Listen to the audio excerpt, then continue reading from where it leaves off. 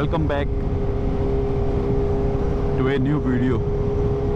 और आज जो है मैंने कोशिश की है कि मेरे से कमेंट सेक्शन में पिछली वीडियो में जो है वो काफ़ी क्वेश्चन हुए थे ECU ट्यूनिंग के हवाले से या इससे रिलेटेड। और ECU ट्यूनिंग के बाद बाइक ज़्यादा एग्रेसिव हो जाती है तो उसको हैंडल हो जाती है या नहीं होती, इससे रिलेटेड जो है वो क्वेश्चन हुए थे। तो मैंने कहा कमेंट में उसका डिटेल में आंसर देने में बड़ा टाइम लग जाना था, तो मैंने कहा क्यों ना नेक्स्ट राइड के स्टार्ट में जिन भाई के क्वेश्चन थे उनको आंसर दे दिया जाए इन चीज़ का। उनका पहला क्वेश्चन था, मतलब कमेंट एक दिया, बहुत लंबा कमेंट था तो जवाब दे देते हैं उनको।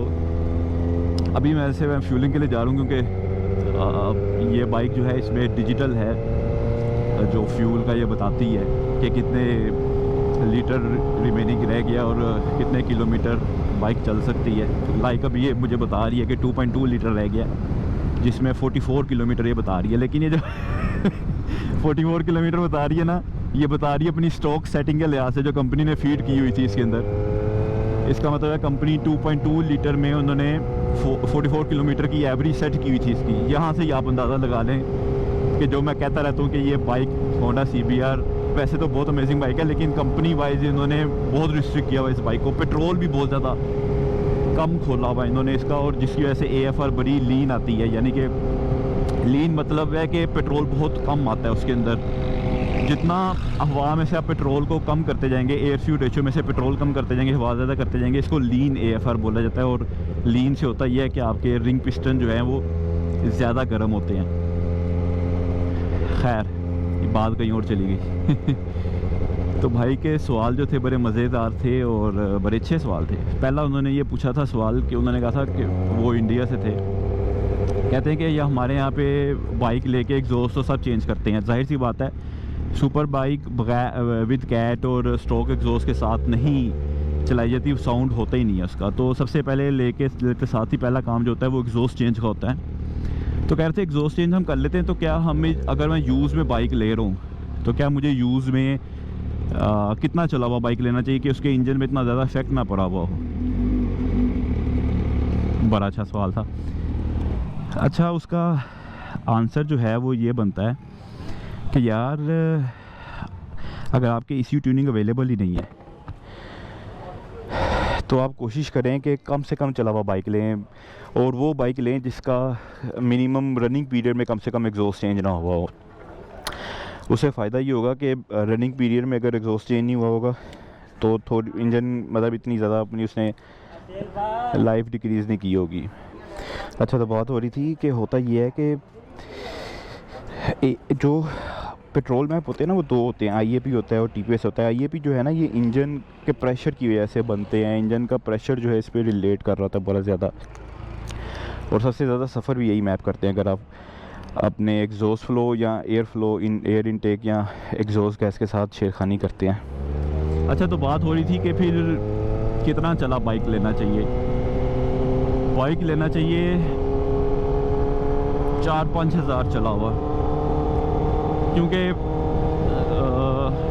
इतने में चलो मैं मानता हूँ कि इतना ज़्यादा ख़राब नहीं हुआ होगा उसका इंजन। होता ये है कि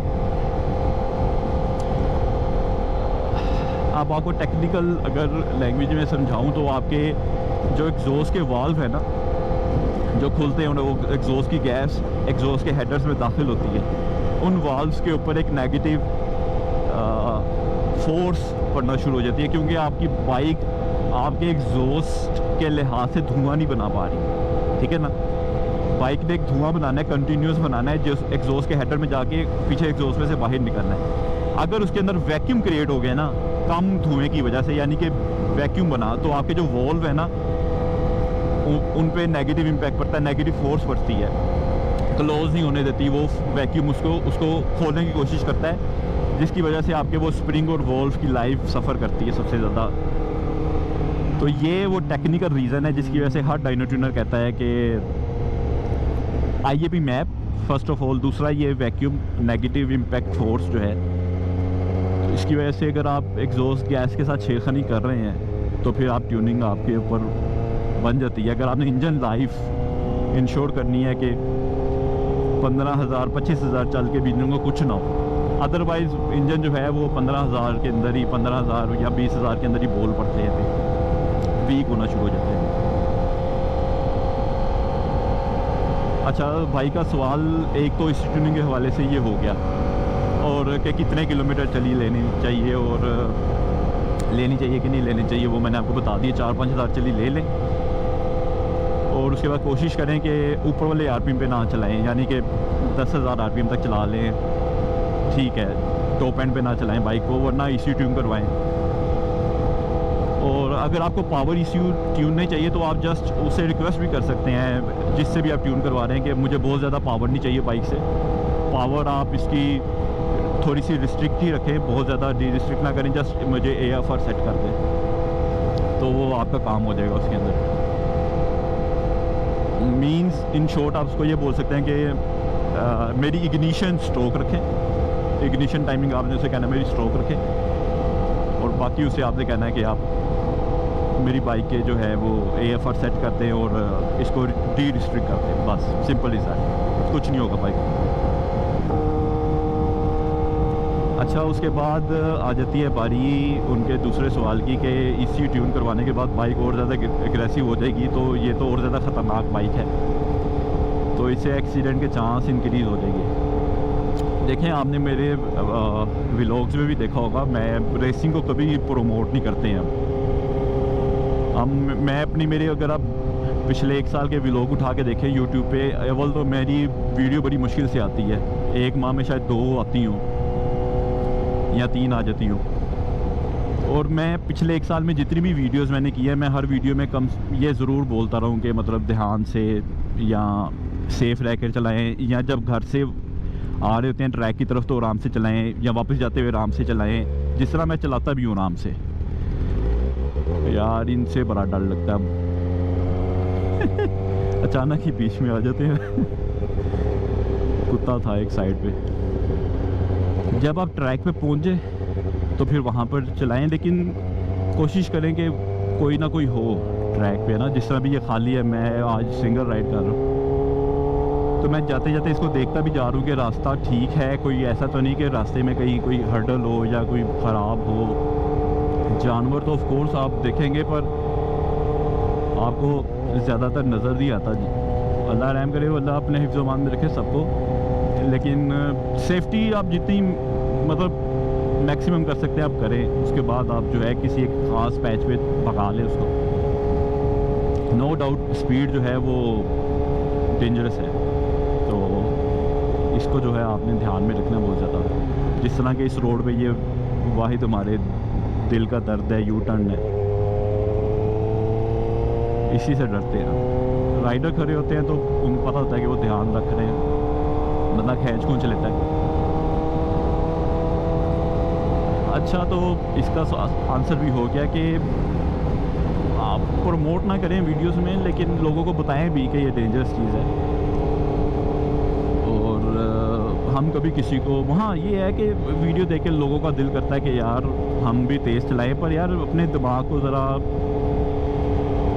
हाजिर नाजिर करके ध्यान से सारे रिस्क मुय्यर करके चलाया करें। ऐसा थोड़ी है कि आपने किसी को भी देखा और उठ के आपने भी वो काम कर लिया और इल्ज़ाम आ गया उस बाइकर पे जिसको देख के उसने किया था। ऐसा नहीं होता। लाइक ये दिस इज़ सेम लाइक कि आप कोई किसी किलर की मूवी देख रहे हैं जिसमें उसने कत्ल कर रहा है, तो इसका मतलब ये थोड़ी है कि आप भी उठेंगे और कत्ल करना शुरू कर देंगे और इल्ज़ाम मूवी पे दे देंगे कि भाई ये इस मूवी में इस मूवी का कसूर है, इसने कत्ल करते हुए दिखाया था, मैंने भी कर दिया। ऐसा नहीं होता। वो अच्छाई बुराई हमेशा इंसान के अपने ऊपर रहती है कि उसने क्या चूज़ करना है पाथ। आप इल्ज़ाम किसी दूसरे पे नहीं दे सकते, वो आपका अपना डिसीजन होता है। लेकिन मैं कभी प्रमोट नहीं करता इस चीज़ को।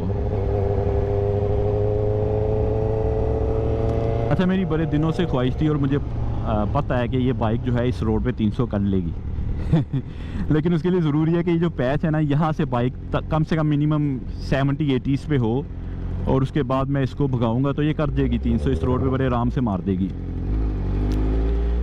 लेकिन अभी एक तो सेंटर में कोई नहीं है, जो भी आपको मैंने दिल का दुख दिखाया था दूसरा अभी अभी कुछ गाड़ियाँ गई हैं तो अभी मैं भगा नहीं सकूँगा, मुझे खड़े होकर वेट करना पड़ेगा। तो ये वो चीज़ें हैं जो हम करते हैं, मतलब ये मेरे हाथ में है, वेट करना या लाइक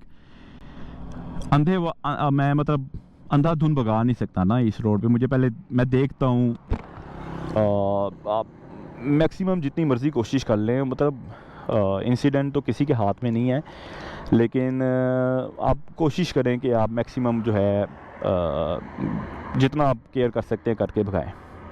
ये मेरा कहने का मतलब है।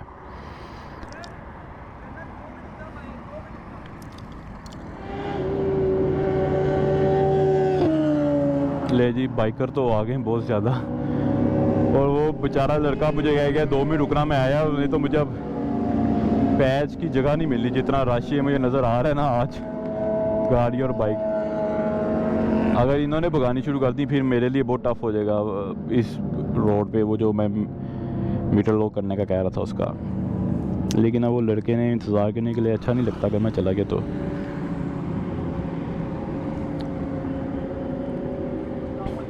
वालेकुम सलाम। आपकी बाइक बड़ी कमाल की है। बहुत शुक्रिया। टिकटॉकर हैं आप? जी जी ठीक हो गया सर। ट्रैक किधर हो रहा है? हमने ट्रैक पे जाना है। यही है, यही ट्रैक है? हाँ। यार आगे एक मेन पॉइंट होता है, ये सेंटर पे खड़े हो जाए। ये वो है जो चौथे गेयर पे हाँ हाँ वही है, वही है, वही है, वही है। ये जो सेंटर वाला कट, हाँ सेंटर वाला कट है ना, वहाँ पे खड़े हो जाइए।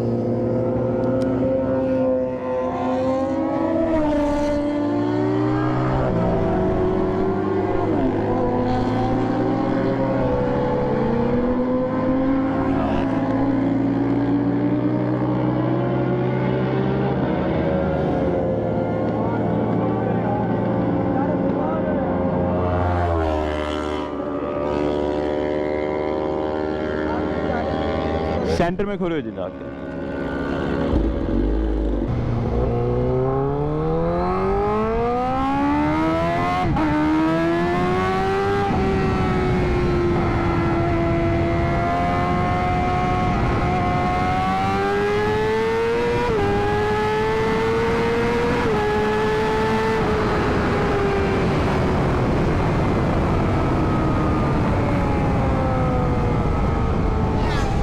गाड़ी वाले ने सारा मज़ा किरकिरा कर दिया। वो था बहुत स्पीड में, लेकिन उनको इजाज़त पता नहीं ना होता कि पीछे से इस चीज़ ने कितना तेज़ आना है, तो वो अपनी तरफ से उसने कोशिश की होगी कि मैं निकल जाऊंगा।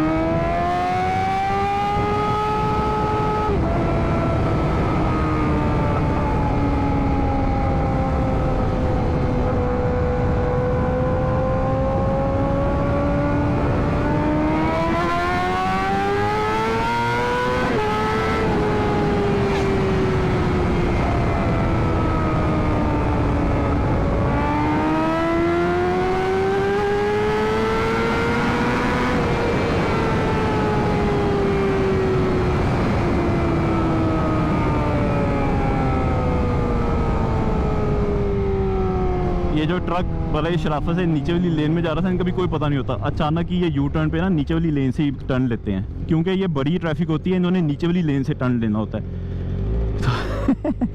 तो इसलिए मैंने जो है वो छोड़ दिया था उसको देख के, कि मुझे पता था वो किसी टाइम भी आगे आ जाएगा। उसने लिया नहीं, वो एक अलहदा बात है।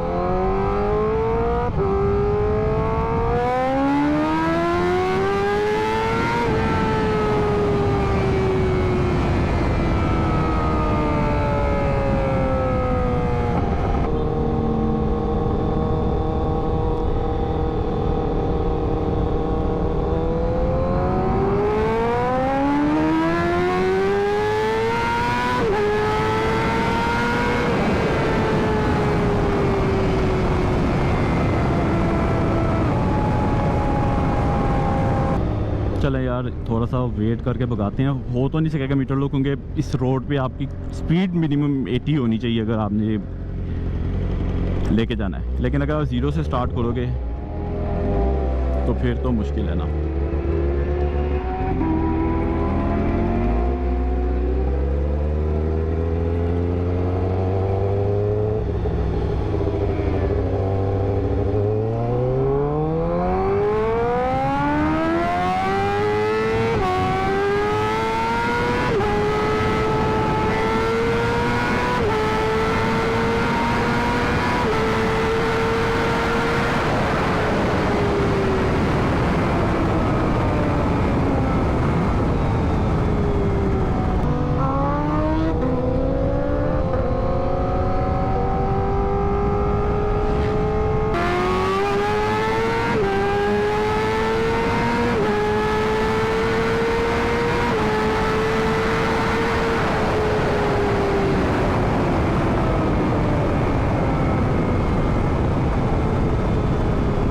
यार मेरे तो काफ़ी रन हो गए हैं।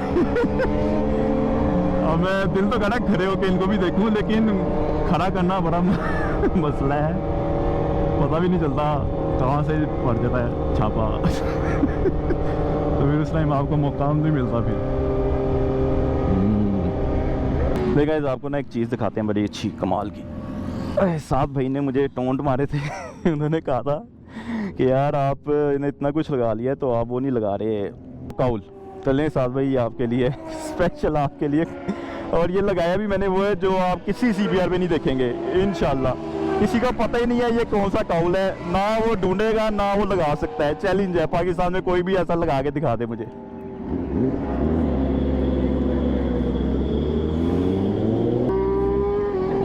वालेकुम अस्सलाम जी, अल्लाह का शुक्र। आप सुनाए। वालेकुम अस्सलाम, अल्लाह का शुक्र।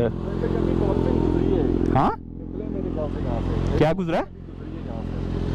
ये वही है 636, बड़े दिनों बाद निकाला है। ये आपके पास अब यही है, अब यही चला रहे हैं। चमक क्यों रहा है फिर ये आज?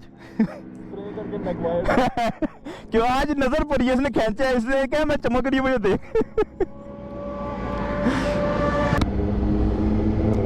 मैंने इस बाइक का पेयर वॉल्व जो है ना वो ब्लॉक किया हुआ था, क्योंकि जब हमने ट्यूनिंग करनी होती है ना, AFR करेक्ट लेना होता है, तो पेयर वॉल्व हम ब्लॉक करते हैं।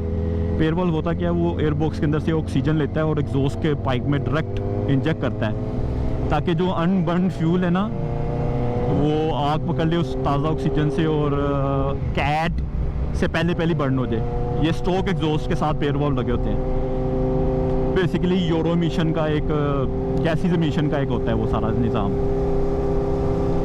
तो मैंने ब्लॉक किया था ताकि ऑक्सीजन हेडर्स के अंदर ना जाए और मेरा सेंसर जो AFR डाटा ले वो करेक्ट ले, वो सिर्फ धुएं का ले, एक्स्ट्रा ऑक्सीजन जो जा रही है उसका ना ले।